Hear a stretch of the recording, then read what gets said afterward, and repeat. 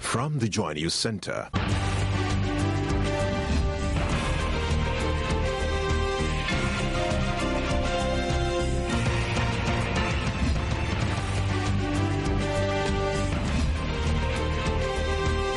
This is News at 8.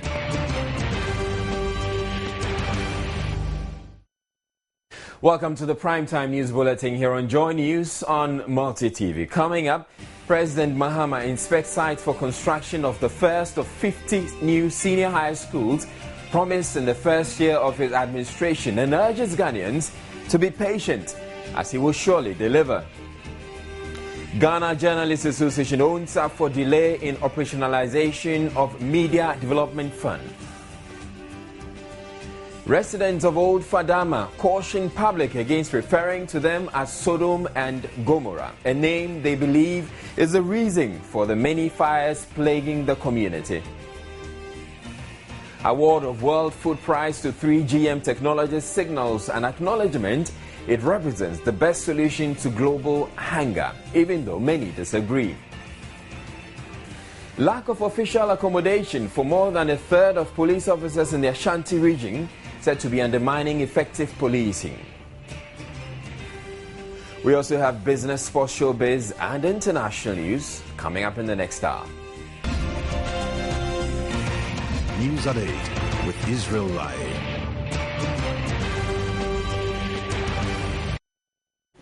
Now, very first story, President John Mahama has inspected the project site for the commencement of one of 50 new senior high schools promised this year in the NDC's manifesto that brought him to power in the 2012 election.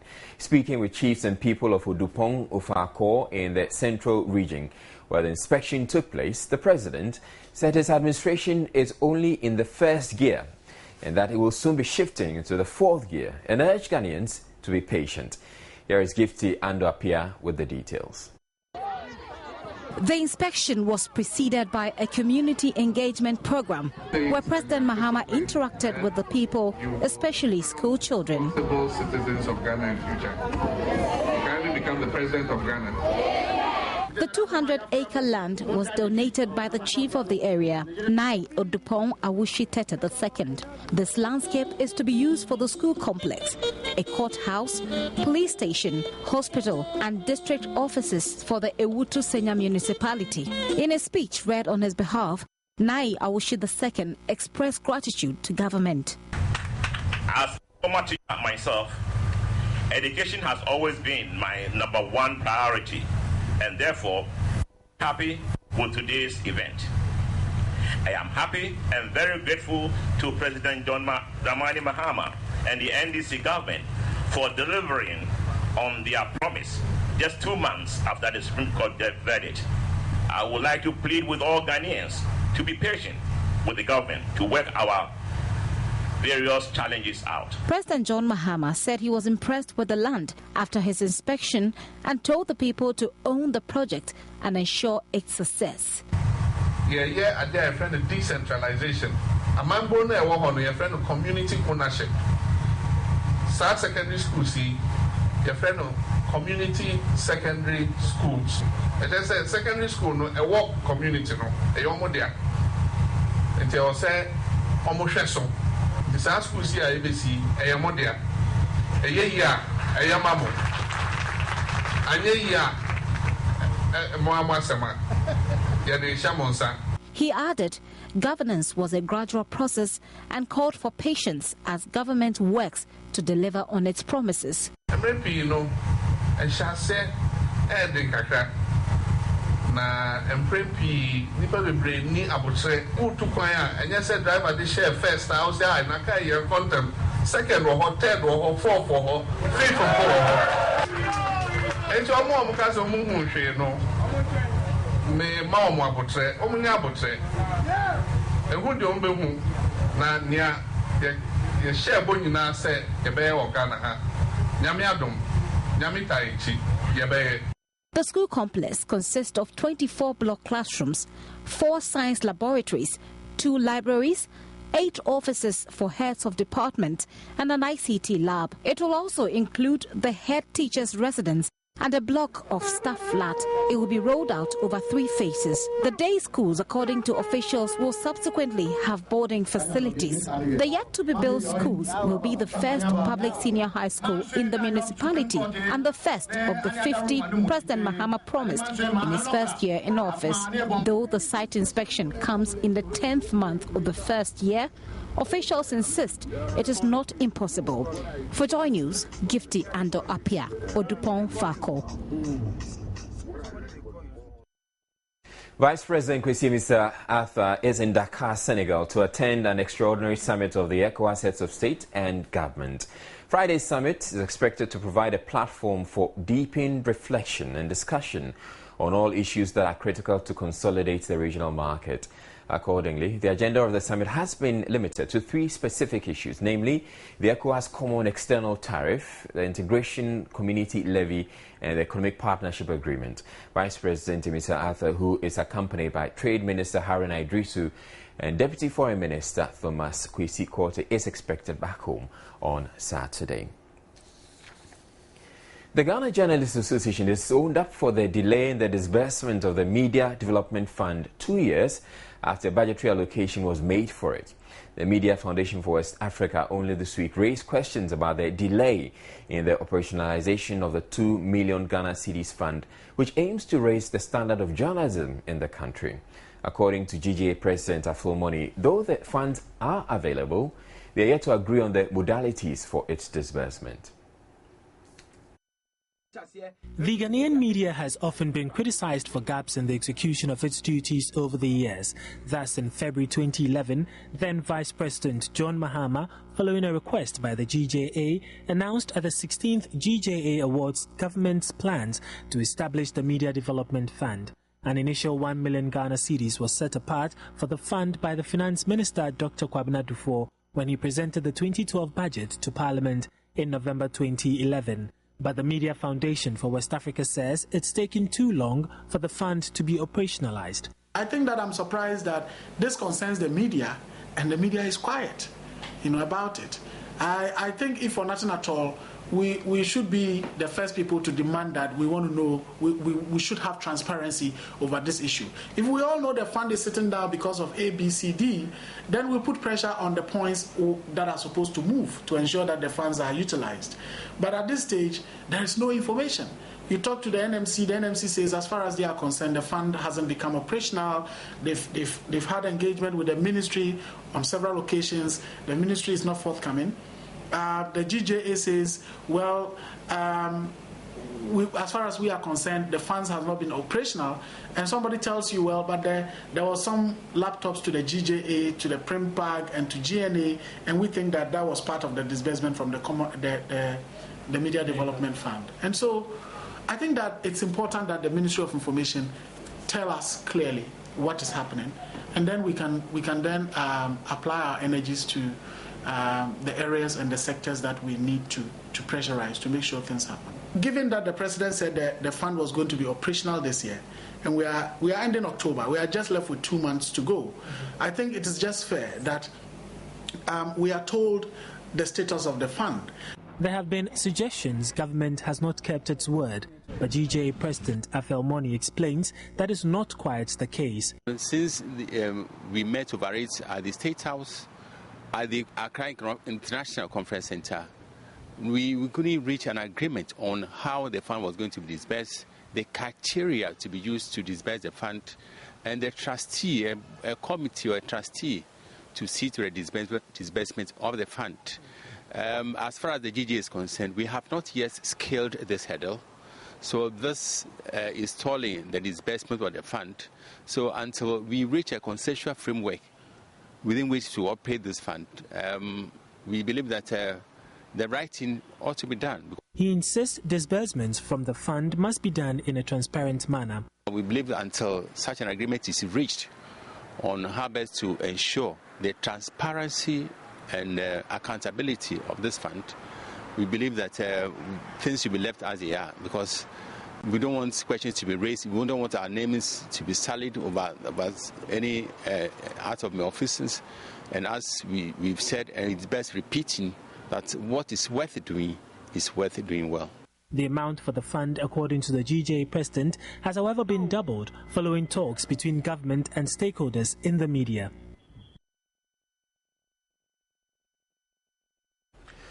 More than a third of police officers in the Ashanti region lack official accommodation. According to the Ashanti Regional Police Command, such officers have to pay the rents on their accommodation, some of them in very undesirable structures.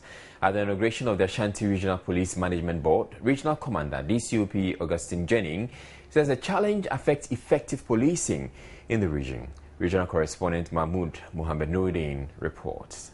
The Regional Police Management Board, POMAB, is responsible for the implementation of management policy decisions in respect of work, conduct, welfare and related matters of the personnel in the region. It would also enforce law, order and discipline in the collective management of human, material and financial resources allocated to the region. Director General of Technical at the Ghana Police Service, Frank Edupoku, said devolution of powers, administration, control and operations to the board would improve the effectiveness and efficiency of policing. He advised the board not to be capricious in exercising their powers. He also urged them to be innovative in order to come out with administrative and operational strategies that will meet policing requirements in the region. Ashanti Regional Police Commander noted that the need to continually police the Kumasi metropolis has resulted in overworking of personnel due to low officer numbers in the region. This, according to him, is having a significant effect on the officers. The police administration is committed to initiating policing strategies geared towards proactive policing rather than reactive policing, which is more costly and time-consuming. In furtherance of this, there has been restructuring and realignment of most units of the service to make it more responsive and relevant to modern policing. He commended the efforts by the police administration despite their challenges. He said, to meet demands of modern policing, personnel need proper, effective general and specialized training to build their capacity. DCOP Augustine Jennings disclosed that armed robbery incidents in the region has gone down, though street mugging remains a problem. The security situation in the Ashanti region in recent times is quite appreciable, as the crime wave is on the low side. Armed robbery, which for some time topped the list of violent crimes, has gone down, and now street mugging is now prevalent, and prudent measures have been put in place to also curtail these monies.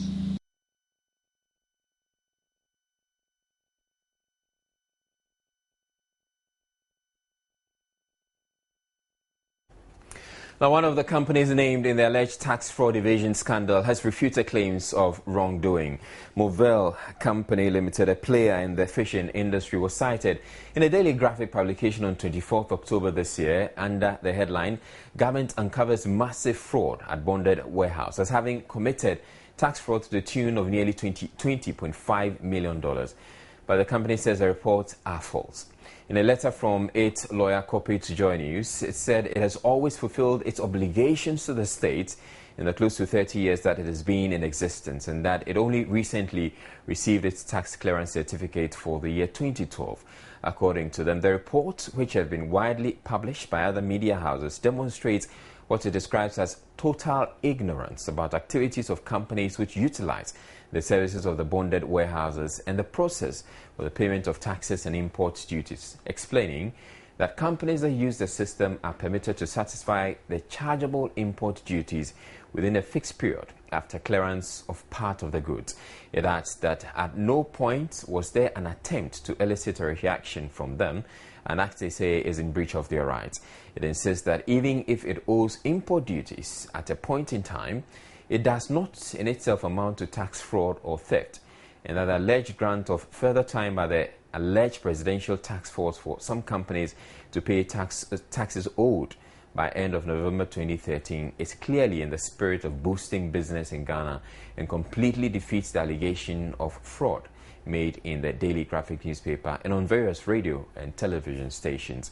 It concludes that it has found it necessary to react so as to dispel impressions it has committed fraud in tax evasion. We have more stories coming up after the break. Don't go away. They ask, but slum dwellers in Old Fadama believe the name Sodom and Gomorrah given the community has a bearing on the rampant fire outbreaks that occur there. According to the leaders, the fires they are experiencing can be likened to what was used to destroy the biblical city. They have meanwhile already started reconstructing the burned-out shacks that were destroyed in the latest fire on Thursday. Old Fadama, a slum in the Greater Accra region, is known for its frequent fire outbreaks, which is mostly attributed to the negligence and illegal electrical connections in the area. It is also known to harbor most criminals who use it as their hideout. Most of these slum dwellers keep their hard-earned money in their rooms instead of keeping them in the banks, thereby putting their life savings at risk whenever there is fire outbreak. They are either burnt to ashes or looted by their peers who take advantage of the situation to enrich their pockets. Thursday's fire outbreak is no different, where a lot of the dwellers, mostly scrap dealers, have complained of losing their money, some as high as 7,000 Ghana cedis. The leaders registered their strongest protest when I referred to their community as Sodom and Gomorrah. Fortunately, I got away with just a verbal warning. Off camera though, I was told it could have earned me quite some thrashing. The community spokesperson explains. The place was nicknamed Sodom and Gomorrah by somebody. And in fact, it was not meant for the entire community. It was a small portion. I think he went there and saw the behavior of the people as the people are just behaving like people of Sodom and Gomorrah. He said it casually, and before you know, it became a popular name. But along the line, we realized that the name has got some effect on the community. So we have come out to the whole world that we don't want to be called Sodom and Gomorrah again, but Old Fadama. That is the real name of the place. We believe that because of the name, we have been having these frequent fire outbreaks and all sorts of bad characters around. So we think that name shouldn't be called at all, so that at least people can live a decent life here. A day after the latest fire, some of the affected persons could be seen salvaging what was left of their belongings, whilst others were busily rebuilding their structures. These victims told me most of them had lost everything and have had to buy the wood and other building materials being used in the reconstruction on credit. No, my things, all my things are burned. My clothes and my mattresses and TVs and these things, all, and room decorations. Only this. What I wear is only this one left. Me nema bebrashe ne metima ya free dynamo so nkorofo awie bebre nti ne menyae no na enheda ndoso bia abo free suraba obi akata ne tri oh osro nya se nya mi suro anukura ne mi ka no mentimi hu obi adan me asam ne minim. There were others though who would not open up about their thousands of Ghana cedis lost in the fire for the fear of being targeted as criminals. The community leaders meanwhile say, much as each fire outbreak is regrettable, it presents an opportunity for them to improve the layout. When the fire outbreak takes place, the leadership take advantage and create access roads. And by creating that, some people definitely lose their properties. So this is what happens. The leadership come in when there is a problem like this and create access road. That is what you have seen going on right now. It is evident that recommendations made by the Ghana Fire Service is not followed. Just some few hours after the fire outbreak, you can see the smoke emanating from the grounds. Some of the fire is not still totally out, but yet you see dwellers putting up their structures and raising them in a short time after the fire outbreak. This should be controlled, if not eliminated totally. Imanolante, Joy News, Accra. The Accra Metropolitan Assembly has warned residents and event organizers to put a stop to the indiscriminate flashing of posters at unapproved places. The menace, according to the Assembly, is desecrating the city. Its PRO Numo Blafo says the Assembly will deal with those found out. The indiscriminate posting of posters were said to be adding to the amount of filth generated in the city. They range from product advertisement, programs, movies and church events, among many others. The AMA, however, seemed to have found an antidote. It was recently applauded for successfully stopping the desecration of the country's flyovers by painting them in the national colors. The advertisers have, however, targeted other structures, with movie producers the biggest culprits. Public Relations Officer at the AMA, Numo Blafo, said they are taking steps to address the issue. For the last time, we're just saying that we're taking inventory of whatever posters that are in town, especially those at the places where we have done this painting and people are defacing them. We've taken note and we are taking inventory of all those posters, and very soon the owners will be hearing from our legal department. He further appealed to event organizers to seek the consent of the assembly, since provisions have been made for public notice boards in the capital. I'm appealing to those churches and the film producers and these loan companies and all that, and these microfinancial companies to desist from these activities of pasting their posters, in wherever space they get. If they need space, they should approach the AMA. We have poster boards all over the place, and we will identify those that will be appropriate for whatever business they are into. Numo Blafo also appealed to residents to support the assembly to address the city's sanitation problems.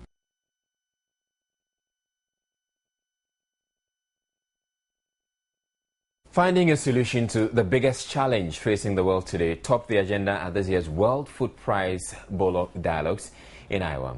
Scientists, world leaders and farmers shared ideas on how to feed a world population that is estimated will surpass 9 billion by 2050. The World Food Prize, however, went to 3 scientists for their roles in advancing genetically modified technology and acknowledgement somewhat that it holds the key to ending global hunger.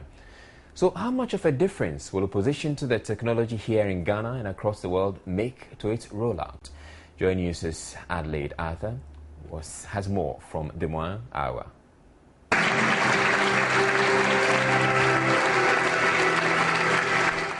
The decision to award the GM technologists can be described as a bold step, considering widespread opposition, especially in Europe and Africa. In the Philippines, the GM golden rice trials were destroyed, and in Ghana, anti-GM group Food Sovereignty Ghana joined worldwide demonstrations against biotech giant Monsanto. We have been told that it reduces pest invasion of our crops. This is sometimes true in a few occasions, in a few years. But in India, in Europe, and in many other places, we are coming to realize that GM food is bringing farmers more hardships. Food Sovereignty Ghana is, however, not stopping at that and is urging market women, most of whom hardly understand the technology, to resist any attempt by government to introduce GM crops into the food chain. Proponents of the technology disagree, insisting GM seeds undergo the most stringent safety checks. These technologies have been thoroughly tested, and that their safety has never, ever been compromised. And one of the things I am proudest of in the 20 years that biotechnology products have been in the marketplace around the world is there's not been a single incident of food or feed safety. The assurances notwithstanding, adoption of GM crops has hit roadblocks in Africa, with only 4 countries commercializing them. A few other countries, including Ghana, have gone ahead to allow confined field trials, but there are many others, such as Nigeria, still struggling to get a biosafety bill passed. As Nigeria, we will not be a laggard when it comes to science. Of course, managing the biosafety issues is very crucial, and one must be responsive and responsible. And we are doing both. The biosafety bill has, been approved by our National Assembly. It will be approved to go ahead soon. Tanzania has been critical of GMOs, putting in place a regulation that makes it challenging to grow, import or commercialize GM crops. I want science to come out, and science should fight this battle. It shouldn't wait for African ministers or African politicians to say yes or no. We are not capable of saying yes or no. We are not scientists. So the scientists who are saying this is safe should fight against the scientists who are saying this is not safe, and they should bring out the arguments and bring it out there. And if they want to continue farming, fine. But in Africa, we have a clear and present danger now. In 10, 15 years, we are going to have a burgeoning population, and we need to feed them. But with an estimated 842 million people in the world suffering from hunger and malnutrition, mostly in developing countries, experts say African governments' policies on GMOs can either thwart or improve food security on the continent. There are countries where policies have been the incentive at actually being able to work positively in meeting food security. So, for instance, look at what is happening in Ghana. Your policy has enabled the scientists to go ahead with confined field trials of 3 different crops. What is called the nitrogen efficient, salt tolerance, water efficient rice. And you have it for BT cotton. So policies are good in some countries they serve as deterrents. The Vatican's support for biotechnology, on the other hand, is tied to its ability to increase food production to feed the hungry. In the words of our compendium then, as applied to biotechnology, it says, for this reason the human person does not commit an illicit act when out of respect for the order, beauty and usefulness of individual living beings and their function in the ecosystem, he intervenes by modifying some of their characteristics or properties. His Eminence Cardinal Peter Turkson, however, implored scientists to be guided by morals and focus on the well-being of humans as they develop modified seeds. 17 million farmers in 29 countries now grow GM crops after the U.S. first adopted it in 1996. On common grounds, both critics and proponents agree genetic modification is one of several tools that can be used to ensure food security. Proponents add it is necessary for the world to appreciate the importance of biotechnology in winning the Zero Hunger Challenge. The tango, however, is far from over. All right, so that was Adelaide Arthur, one-woman crew from Des Moines, Iowa, with that report. We'll be back with business. Stay tuned.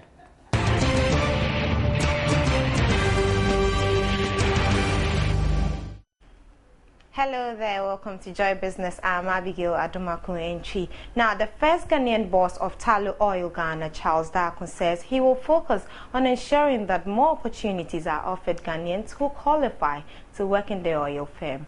The former chief executive of Gridco was chosen to replace Dai Jones, who has been reassigned. Charles Darko tells Joy Business more qualified Ghanaians at Tullow can add value to the business. He has been explaining why Tullow decided to sell part of his interest in the Tweneboa Enurantum or 10 project.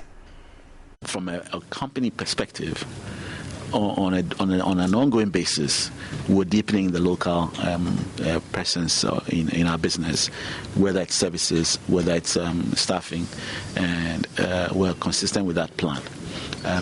Obviously, we have an interest in making sure that standards are upheld, and the Ghanaian companies are responding to that and upping their game, and I think that's the way the business should go.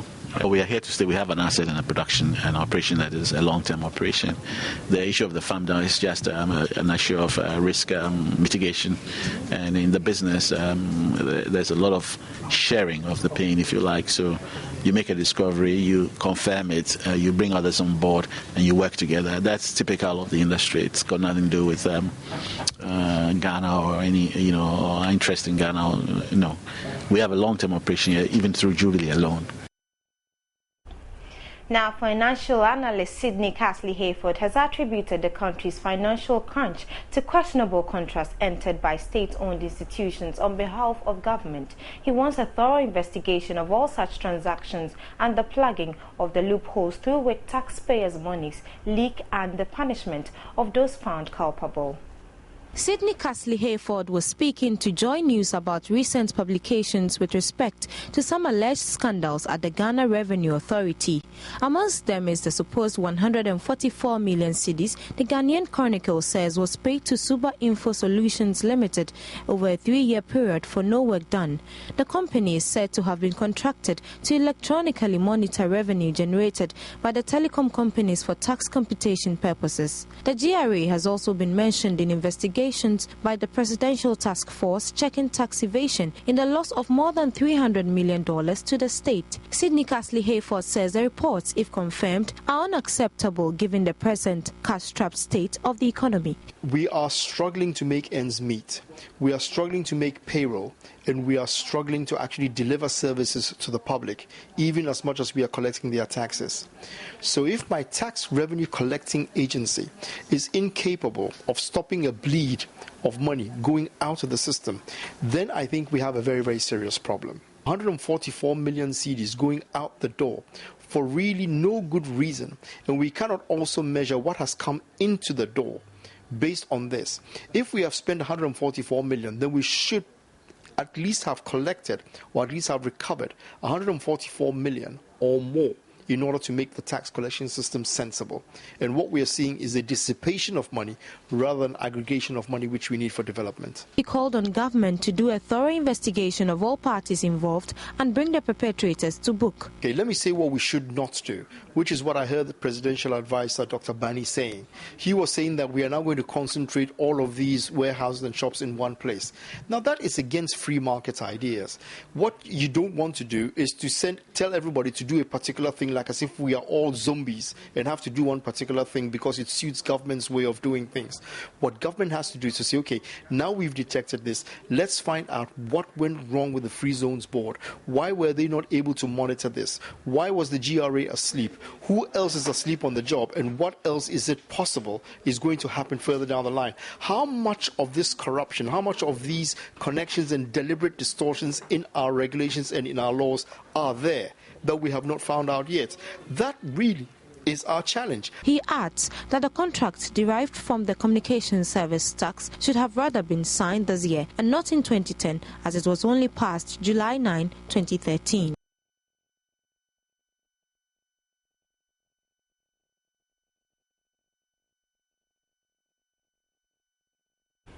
Now, transport ministers and officials from ECOWAS are meeting in Akosombo to plan the implementation of a West African high-speed rail route.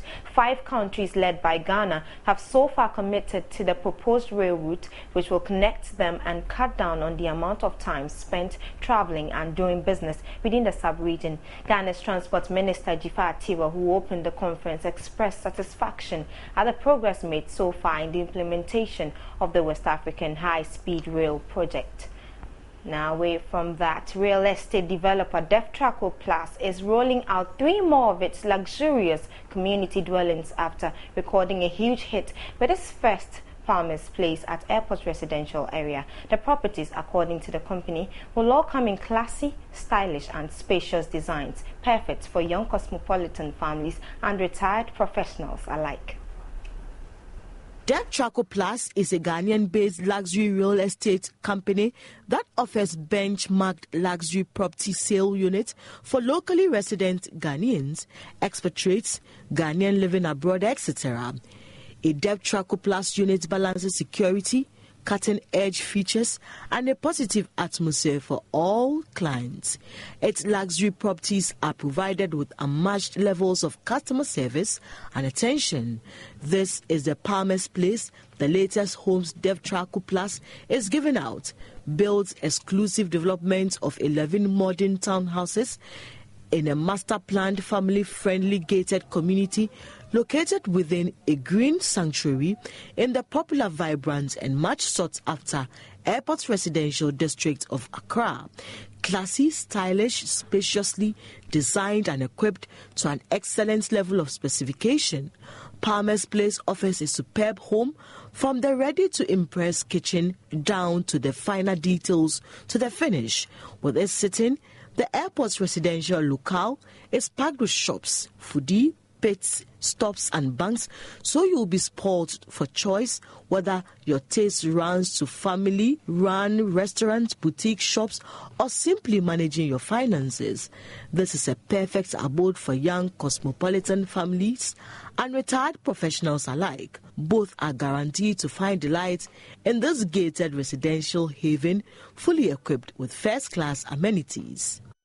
Well, DevTraco Plus was born out of the lineage of DevTraco Limited. DevTraco Limited has been operating for 20 years in the real estate industry. We started this initiative about 2 years ago, which is DevTraco Plus. So we've been around for a while. And the reason why people should buy from us, obviously, because we have over 20 years experience in the housing industry. Chief Executive of DevTraco Plus is Joseph Edu. He says DevTraco Plus is growing to become a huge competition globally.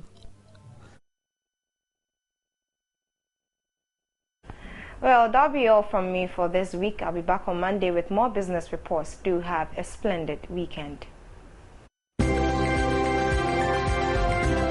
Join News Business in Kumasi tomorrow as the quest to unearth the next generation of sprint sensations draws to a close for season 1. 40 athletes have scaled the challenges of the qualifiers and made it to the final. With a prize money of 40,000 Ghana cedis at stake, the athletes are leaving nothing to chance as they step up their preparations for the event. Joy Sports caught up with some finalists ahead of the grand finale. Everybody expected to be a first, so we are training for competition for the money. So everybody was preparing for the money. Oh, my mates, they are good. They are better athletes. They are national athletes in them, but we are expecting more better than them. But we are all training, so the day we all see the one going to take the money. Looking at the training we are going through, I can see that I am yearning for the finals. And when I get to the finals, I will show the public that yes, I have really gotten there and to win the race. The race, I know I can do it. I know I can do it. And I'm well trained. I don't prove about that. I've been training hard, and I know that definitely I can win this competition. At first, I didn't know that when we finish training, we have something called warm down. But when I came to this place, I've learned more that when you finish training, you have to warm down so that you reduce your heart rate. So that's what I've learned. Right, so we're talking about Ghana's fastest man, really, and the originator of this particular concept, Rex Bobe, is excited and really looking ahead to a wonderful finale tomorrow. It's going to be an amazing final because we have 19-year-olds from Kumasi, from the Ashanti region, that have run 10.2, and for the women, 11.5. Amazing times. In fact, 2 people run 10.2. From the Greater Accra region, a guy ran 10.3. From the Western region, the guy ran 10.3. From the Northern region, the guy ran 10.3. So they are all about even. Then we seeded about 4 or 5 national athletes who are also 10.3, 10.2, 10.1, you know, easy, run easy.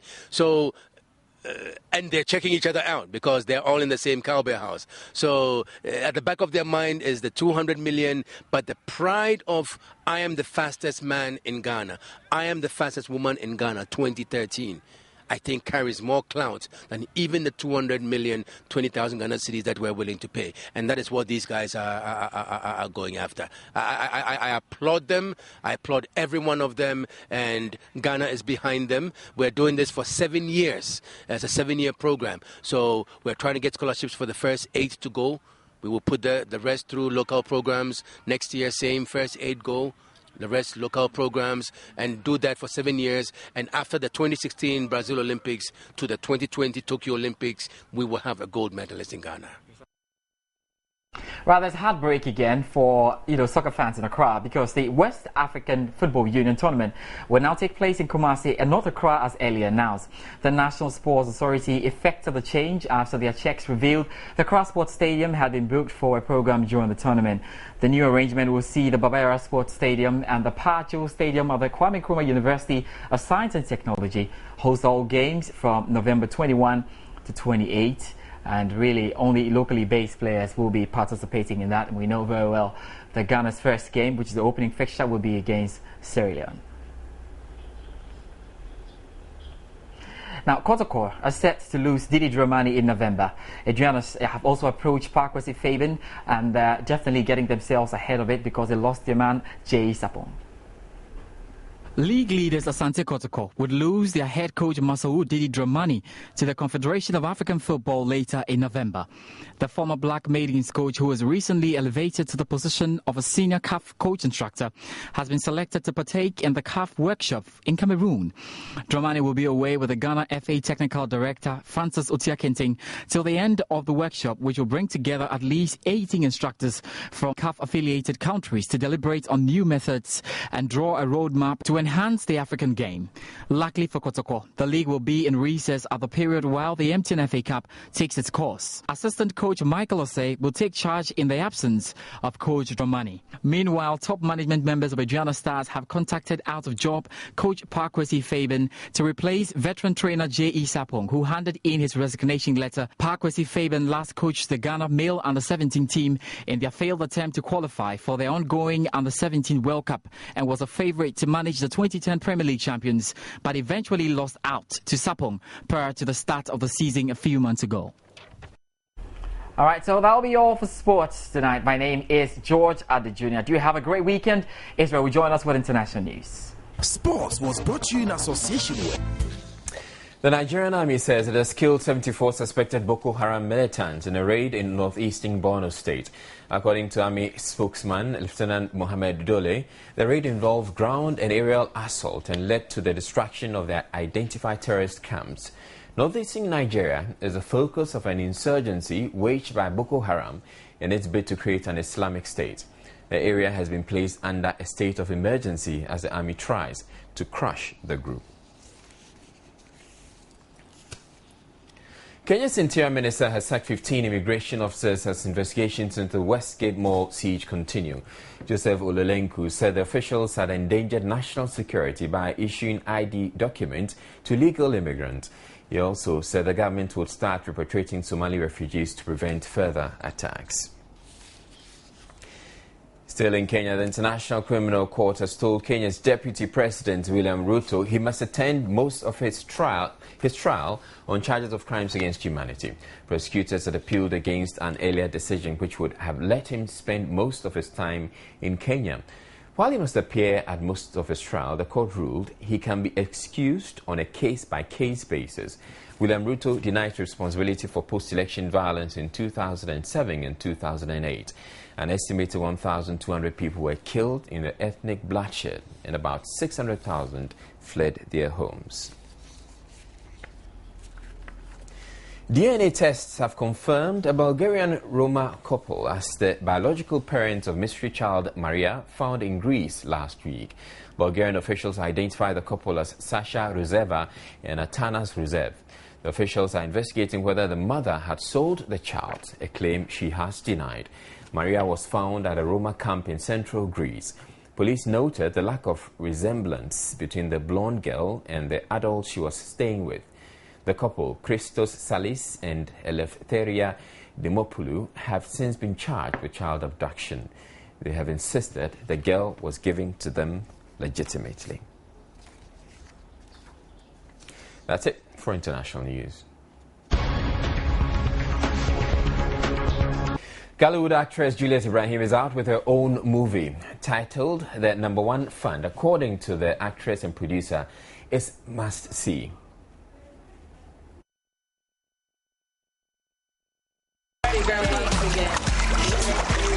The Ghanaian movie industry is receiving massive growth, looking at the pace at which young talents are investing in movies these days.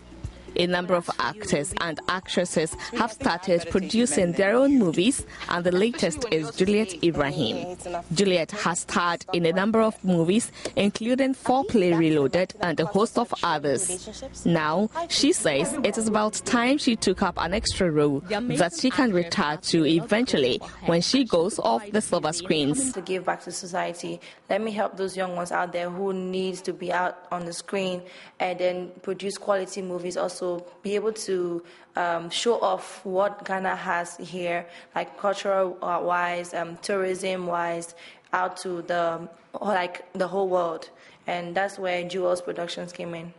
She also talks about what inspired her to do the #1 fan. Because when I travel, Caribbeans, whites, they meet me and they know me at the airport. So they are the kind of people I want to watch the movie and look back and I'm like, oh wow, I think I have to go and live in Ghana because Ghana is beautiful. So the movie is mostly portraying the beautiful side of Ghana, the celebrities we have here, what goes on in Ghana, you know, the quality of real estate and everything. So set to premiere her very first produced movie, Juliet joins the list of actors and actresses who have turned producers, which includes the two Yvonnes, Eddie Nate, Bibi Bright, and a host of them. Meanwhile, Juliet is still working on her 2 other movies, which are yet to hit our screens next year. That's my annoying neighbor who seems to be everywhere I go these days. That'll be all for Showbiz. Before we go to a quick run through our top stories, President Mahama has inspected the site for the construction of the first of 50 new senior high schools promised in the first year of his administration and urged Ghanaians to be patient as he will surely deliver. The Ghana Journalists Association is owned up for the delay in operationalization of the Media Development Fund.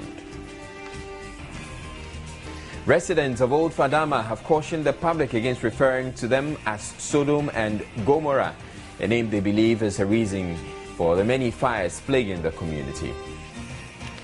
The award of the World Food Prize to 3 GM technologists has signaled an acknowledgement. It represents the best solution to global hunger, even though many disagree. The lack of official accommodation for more than a third of the police officers in the Ashanti region is said to be undermining effective policing.